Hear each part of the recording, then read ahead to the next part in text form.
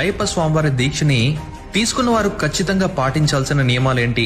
మొదటిది, అయ్యప్ప స్వామి దీక్షలో ఉన్నవారు సూర్యోదయం కన్నా ముందే నిద్ర లేచి చల్లని నీళ్లతో స్నానం చేయాల్సి ఉంటుంది. మరలా సాయంత్రం కూడా స్నానం చేయాల్సి ఉంటుంది. ఇక రెండవది, దీక్ష పఠిస్తున్న భక్తులు ఉదయం లేదా సాయంత్రం ఒకవేళ కుదిరితే ఉదయం మరియు సాయంత్రం దేవాలయాన్ని దర్శించుకోవాల్సి ఉంటుంది. మూడవది, అయ్యప్ప స్వామివారి దీక్షలో ఉన్న భక్తులు కాళ్ళకి పాదరక్షలు ధరించకూడదు. ఇక నాలుగవది, అయ్యప్ప స్వామివారి దీక్ష తీసుకున్న భక్తులు కేవలం నల్లని దుస్తులను మాత్రమే ధరించాలి. ఐదవది, అయ్యప్ప దీక్షలో ఉన్నంత కాలం షేవింగ్ లేదా సెలూన్ కి వెళ్లి హెయిర్ కట్ అంటే క్షవరం లాంటివి చేసుకోవడం నిషిద్ధం అనే చెప్పుకోవచ్చు. ఆరవది, మన చేతి గోర్లు అంటే నెయిల్స్ కూడా కత్తిరించకూడదు.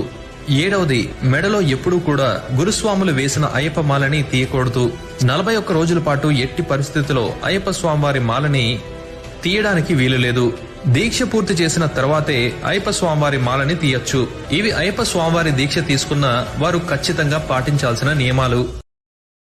Download ShareChat.